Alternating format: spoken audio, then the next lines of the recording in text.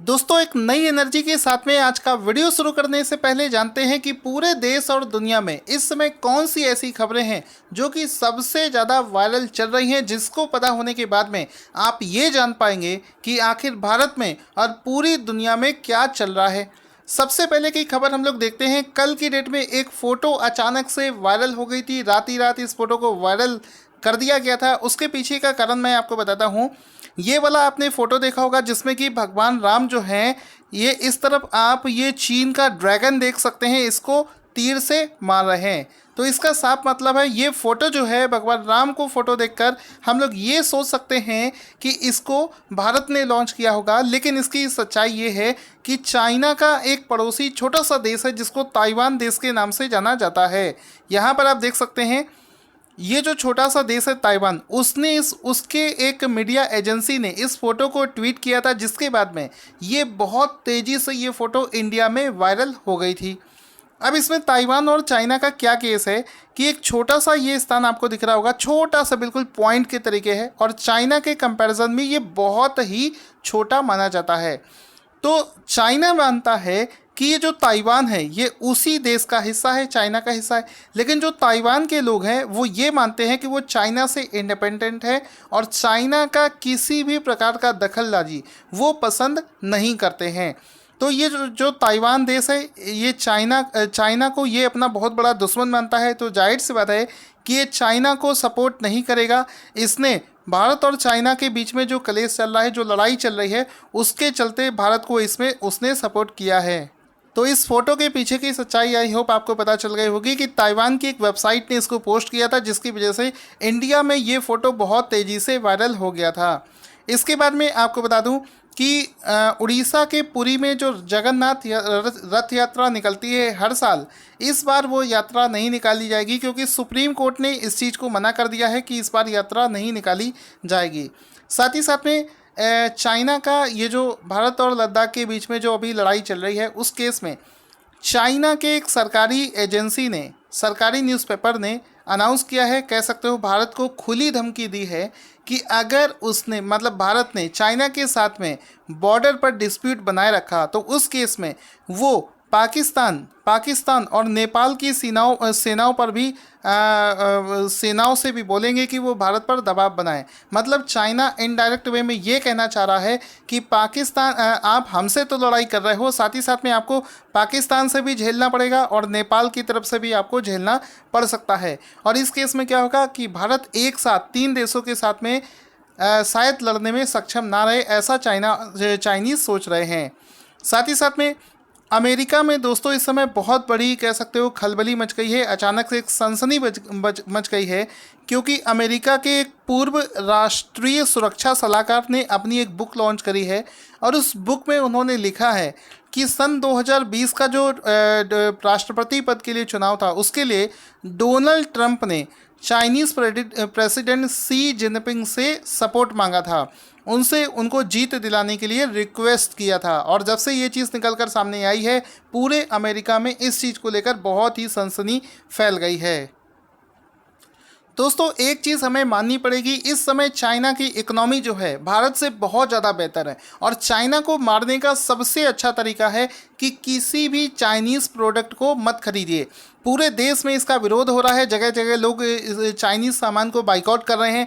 आप लोगों से भी रिक्वेस्ट है, मैंने खुद इस चीज़ को अनुभव किया है। मैंने भी अपने घर में सारी लिस्ट बनाई है। जब भी मैं कोई सामान खरीदने जाता हूँ, तो सबसे पहले मैं देखता हूँ कि मैं चाइनीज़ सामान तो नहीं खरीद रहा हूँ। छोटी छोटी, हम लोगों की छोटी छोटी ज़रूरतें हैं, घर का जो सामान होता है, वो आप लोग भी जब खरीदने जाएँ तो इतना कर लें कि चाइनीज़ सामान को पूरी तरीके से बाइकाट करने की कोशिश करें।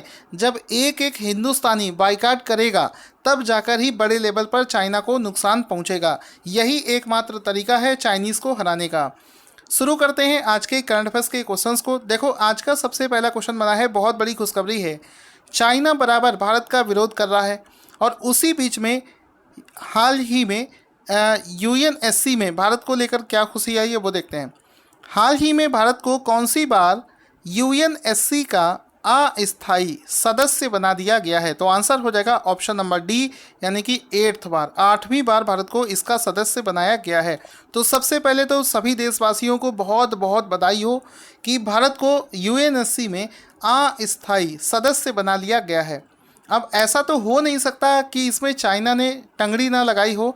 चाइना ने इसके लिए बहुत कोशिश करी, भरकस प्रयास किया कि भारत को यूएनएससी का मेंबर ना बनाया जाए, लेकिन उतनी कोशिश करने के बावजूद भी भारत को वहाँ पर वो मना नहीं कर सका। दुनिया के बहुत सारे देशों ने हमारे पक्ष में वोट किया था, जिसकी वजह से भारत को 8वीं बार इसका अस्थायी मेंबर बनाया गया है। अब इसमें आपको बताना चाहूँगा, ये आप देख सकते हैं, इसमें भारत को अस्थायी मेंबर बनाया गया है यूएनएससी में। साथ ही साथ में भारत को इस अस्थायी मेंबर बनने के लिए 128 वोट की जरूरत थी, लेकिन 192 में से 184 देशों ने भारत पर विश्वास दिलाया है, विश्वास जताया है। चाइना के कहने के बावजूद भी बहुत सारे दुनिया के देश हैं जो कि हमारे साथ आए हैं, जिसका सीधा मतलब है कि सभी देश कहीं ना कहीं ये चीज़ जानते हैं कि चाइना सबसे बड़ा विश्वासघात देश है। और दोस्तों रीज़न इसका साफ है, भारत को इसका अस्थायी मेंबर बनाया गया है और इतनी भारी बहुमत से भारत को जो वोट दिया गया है। सिंपल सी बात है, पूरी दुनिया इस चीज़ को जानती है कि भारत दुनिया के इकलौते ऐसे देशों में से आता है जिसने ज़िंदगी में कभी भी किसी दूसरे देश के टेरिटरी को हड़पने की कोशिश नहीं करी है। भारत हमेशा से ही जियो और जीने दो वाले सिद्धांत पर काम करता है, वो शांति चाहता है, इस वजह से इसको यहाँ पर इतना अच्छा रिस्पांस मिला है। इसके लिए अभी देखेंगे, भारत जो इसका सदस्य बनाया गया है ये 2 साल के लिए बनाया गया है, जिसके लिए चाइनीज़ की चिंता बढ़ गई है। साथ ही साथ में अगर आपसे बहुत ज़्यादा घुमा फिराकर क्वेश्चन पूछा जाएगा तो ज़्यादा से ज़्यादा आपसे ये पूछा जा सकता है कि बताओ भारत इसमें सबसे पहली बार सदस्य कब बनाया गया था। तो वो भी आपको पता होना चाहिए कि भारत पहली बार 1950 में इसका ये अस्थायी सदस्य बनाया गया था। साथ ही साथ में आपको ये दिखाना चाहूँगा कि चूंकि इस बार 2021 और 22 के लिए भारत 8वीं बार बनाया गया है, इससे पहले जो 7 बार भारत इसका सदस्य बनाया गया है तब उसको कितने वोट हासिल हो चुके हैं। तो देखो, सबसे पहली बार जब 1950 में बना था तब इसको 58 में से 56 वोट मिले थे। भारत का वोट काउंट आप देखेंगे तो हमेशा ही भारत को बहुत ज़्यादा वोट मिले हैं। रीज़न इसका साफ है कि शांति के क्षेत्र में अगर कोई देश अच्छे से लीड कर सकता है पूरे विश्व को, तो वो सिर्फ और सिर्फ भारत देश है जो कि पूरी दुनिया को लीड कर सकता है शांति के क्षेत्र के लिए। तो ये आप देख सकते हैं कितने ज़्यादा वोट्स यहाँ पर भारत को मिले हैं हर साल की तरह। आगे चलते हैं अगले क्वेश्चन की तरफ। अगला क्वेश्चन दोस्तों यहाँ पर बनेगा कि हाल ही में किस देश के हॉकिंसन शहर में हनुमान जी की 25 फीट लंबी प्रतिमा स्थापित करी गई है। तो इसका राइट आंसर हो जाएगा ऑप्शन नंबर डी, अमेरिका इसका राइट आंसर हो जाएगा। ठीक है, आप ये चीज़ जानकर सरप्राइज्ड हो जाएंगे कि 25 फीट लंबी सिंगल पत्थर पर बनी हुई, मतलब इसमें कोई भी ज्वाइंट नहीं है, 25 फीट लंबा एक पत्थर है जिसको कारीगरों ने इस पर नक्काशी कर करके इसको बनाकर इसको इस शेप में बनाया है। तो ये जो 25 फीट लंबी जो ये मूर्ति है इसको हाल ही में अमेरिका में स्थापित किया गया है। तो ये देख सकते हैं, इस प्रकार से अमेरिका का टॉलेस्ट हनुमान जी का स्टैचू हो जाएगा जिसको हाल ही में अमेरिका में स्थापित किया गया है। अब इस फोटो के बारे में और भी चीज़ें अगर आपको मैं बताना चाहूँ तो इसमें ये बता सकता हूँ कि इसको भारत के वारंगल में इसको तैयार किया गया था और शिप के माध्यम से भारत से इसको अमेरिका पहुंचाया गया था। अमेरिका में जो उस एरिया में हिंदू लोग रहते हैं उन सभी लोगों ने मिलकर कंट्रीब्यूट कर पैसा जो इकट्ठा किया था उसी से इसको बनवाया गया है और ट्रांसपोर्ट किया गया है। तो 25 फुट लंबी ये प्रतिमा है जिसका वजन है लगभग 30,000 किलोग्राम। ठीक है, आगे चलते हैं। इसके अलावा दोस्तों, उम्मीद से बेहतर रिस्पांस के लिए आप सभी का मैं तहे दिल से शुक्रिया करना चाहूँगा। मैंने अपना करंट अफेयर्स लॉन्च किया था पिछले 3 महीने का, मार्च, अप्रैल और मई महीने का, जिसमें मेरी जो एक्सपेक्टेशन थी लॉकडाउन के चलते उससे भी बेहतर तरीके से करंट अफेयर्स आप लोग परचेज़ करके पढ़ना शुरू कर चुके हैं। इसके लिए मुझे बहुत खुशी है। ये जो 3 महीने का करंट अफेयर्स है, इसमें ये जो करंट अफेयर्स का नोट्स का PDF है, ये आपको वीडियो में डिस्क्रिप्शन में एक लिंक है, वहाँ से जाकर आप इसे परचेज़ कर सकते हैं अगर आपने नहीं किया है तो, सो दैट आप कम समय में करंट अफेयर्स को रिवाइज कर सकें। अगले क्वेश्चन में हम लोग क्या डिस्कस करेंगे, उत्तर पूर्व के एकमात्र सीवेज ट्रीटमेंट प्लांट का कहां पर उद्घाटन किया गया है। तो नॉर्थ ईस्ट की बात करी जाए, नॉर्थ ईस्ट क्या होता है, देखो NESW, इस तरीके से ये हमारी डायरेक्शंस होती है। अगर हम लोग नॉर्थ ईस्ट क्षेत्र की बात करी जाए तो भारत का जो एकमात्र सीवेज ट्रीटमेंट प्लांट है, इसको हाल ही में मणिपुर में शुरू किया गया है। तो option number A will be the right answer. हाल ही में वीडियो कॉन्फ्रेंसिंग के माध्यम से मणिपुर में इसका उद्घाटन किया गया है, जिसमें कि आप देख सकते हैं वीडियो कॉन्फ्रेंसिंग के माध्यम से मणिपुर के जो CM हैं वो इसका उद्घाटन कर रहे हैं। ये वो सीवेज प्लांट है जो कि नॉर्थ ईस्ट का, पूरे नॉर्थ ईस्ट का इकलौता सीवेज प्लांट है, जिसको हाल ही में मणिपुर में स्थापित करने के बाद में इसका शुभारंभ किया गया है। साथ ही साथ में दोस्तों आप यहाँ पर देख सकते हैं वीडियो कॉन्फ्रेंसिंग के माध्यम से ये आप देख सकते हैं लाइव इसका उद्घाटन किया गया है और इस तरीके से ये लॉन्च कर दिया गया है। आगे चलते हैं अगले क्वेश्चन की तरफ। अगला क्वेश्चन दोस्तों बनेगा कि वर्ल्ड इन्वेस्टमेंट रिपोर्ट 2020 के अनुसार वर्ष 2019 में FDI प्राप्त करने के मामले में कौन सा देश पहले स्थान पर रहा है। इसमें राइट आंसर हो जाएगा अमेरिका देश जो है ये वर्ष 2019 में FDI प्राप्त करने में पहले स्थान पर रहा है। हालांकि कल मैंने आपको एक क्वेश्चन करवाया था जिसमें मैंने आपको भारत की रैंक बताई थी। भारत इस लिस्ट में 9वें स्थान पर रहा है, यहाँ पर अमेरिका इस लिस्ट में पहले स्थान पर है। आप देख सकते हैं इस तरीके से ये लिस्ट बनेगी। अमेरिका FDI प्राप्त करने में पहले स्थान पर है और जैसा कि मैं आप सबको बता चुका हूँ चाइना हर एक रैंक में दूसरे स्थान पर पहुँच चुका है। वो दिन दूर नहीं, अमेरिका को भी पीछे करके ये पहले स्थान पर पहुँच जाएगा। तो चाइनीज़ जो है ये दूसरे स्थान पर है। अमेरिका 246 बिलियन डॉलर का कुल FDI इसको प्राप्त हुआ है। चाइनीज़ को 141 बिलियन डॉलर का प्राप्त हुआ है और इंडिया को 51 बिलियन डॉलर का FDI जो है ये वर्ष 2019 में प्राप्त हुआ है। इस प्रकार से इंडिया 9वें स्थान पर है और अमेरिका पहले और चाइना दूसरे और सिंगापुर तीसरे स्थान पर लाइक करता है। चूँकि इस रिपोर्ट को यूनाइटेड नेशन की UNCTAD ऑर्गेनाइजेशन के द्वारा लॉन्च किया गया है, तो इसका जो हेडक्वार्टर है ये स्विट्ज़रलैंड में स्थित है। इसके जो सेक्रेटरी जनरल हैं वो हैं डॉक्टर मुखीसा किटुवी। इसको आप लोग याद रखेंगे, सिर्फ आप मुखीसा भी याद रख सकते हैं सो दैट आपको अच्छे से तैयार हो जाए। करंट अफेयर्स के अगले क्वेश्चन में हम लोग डिस्कस करने वाले हैं कि चौथे एशियन यूथ पैरालंपिक गेम्स को कहां पर आयोजित किया जाएगा। तो चौथा जो एशियन पैरालंपिक्स गेम्स है इसको बहरीन देश में ऑर्गेनाइज किया जाएगा। Option D will be the right answer कि इसको बहरीन देश में आयोजित किया जाएगा। ऑप्शन नंबर डी यहाँ पर राइट आंसर हो जाएगा। इस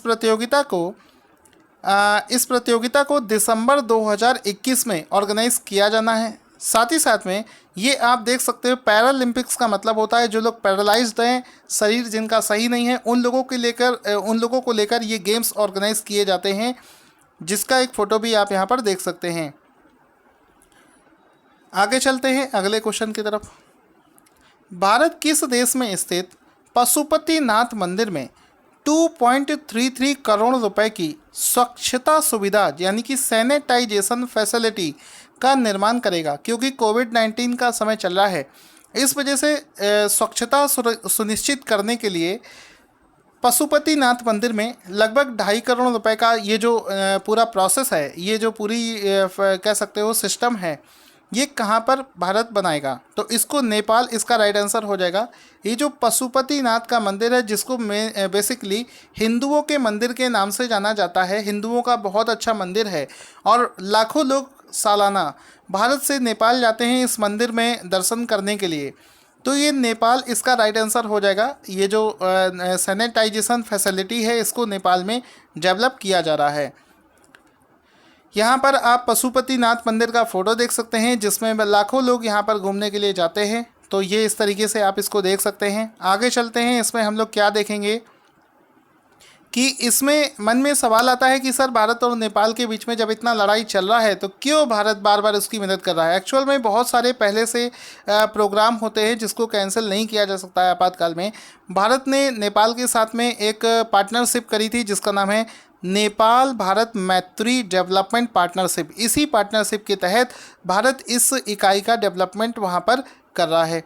साथ ही साथ में एक क्वेश्चन SSC में मैंने देखा था एक बार, आपसे ये भी पूछा जा सकता है कि ये जो पशुपति नाथ जी का टेम्पल है ये कौन सी नदी के किनारे स्थित है?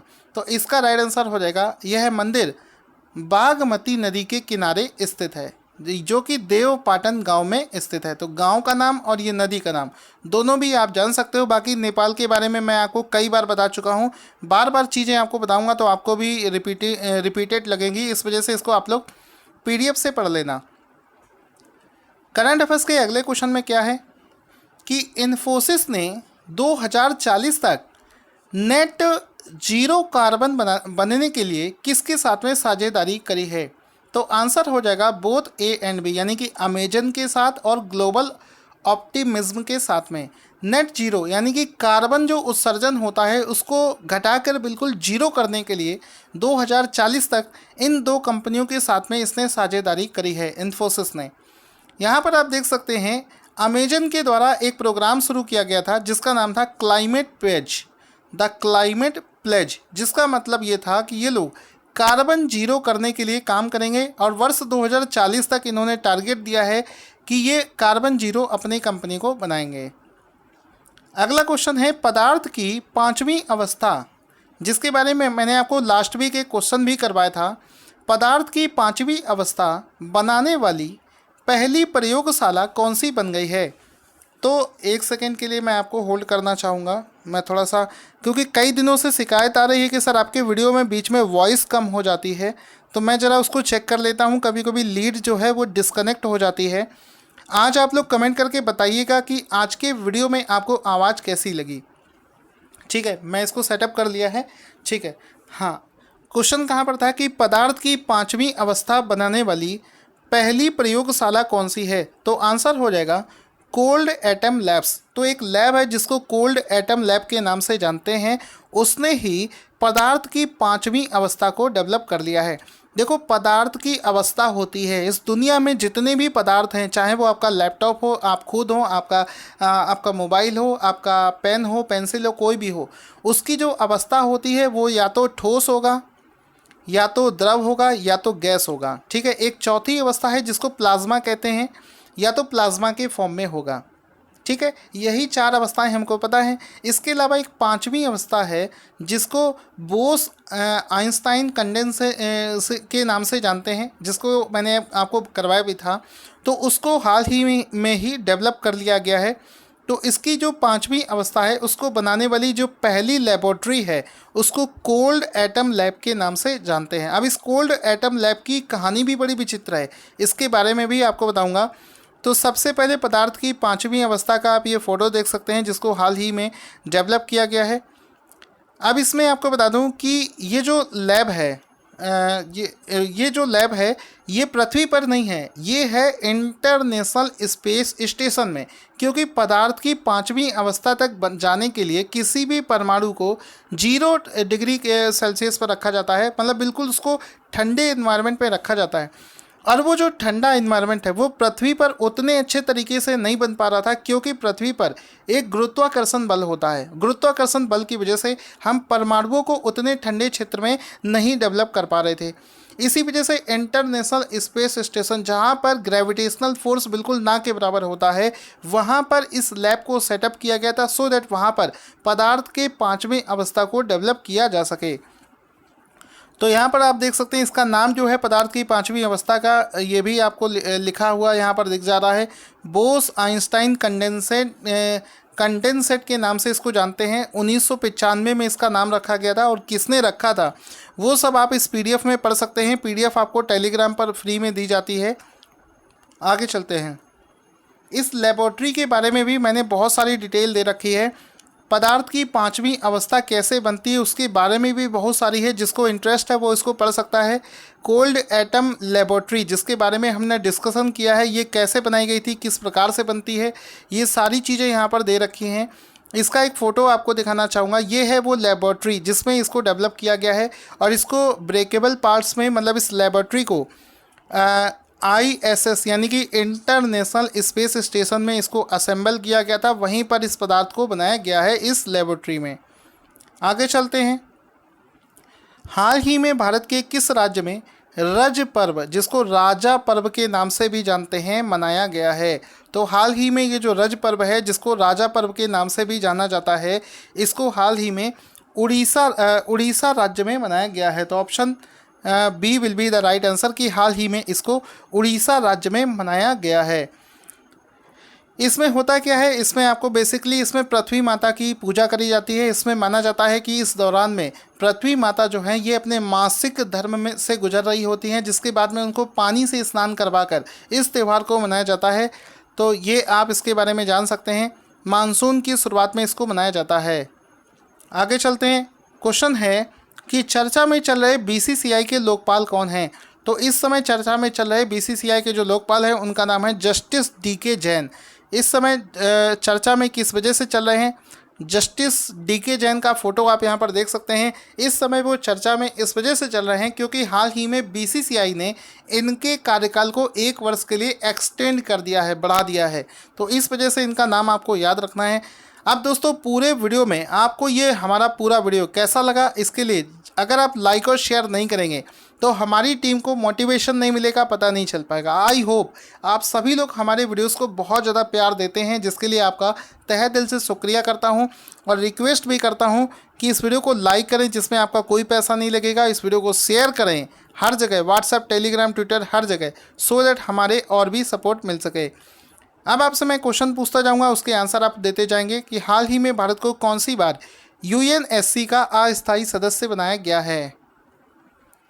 तो आंसर हो जाएगा 8th टाइम, 8वीं बार भारत को इसका सदस्य बनाया गया है। उसके बाद में हाल ही में किस देश के हॉकिंसन शहर में हनुमान जी की 25 फीट ऊंची प्रतिमा स्थापित करी गई है। तो America will be the right answer. उसके बाद में है उत्तर पूर्व के एकमात्र सीवेज ट्रीटमेंट प्लांट कहाँ पर उद्घाटन किया गया है। तो मणिपुर इसका राइट आंसर हो जाएगा।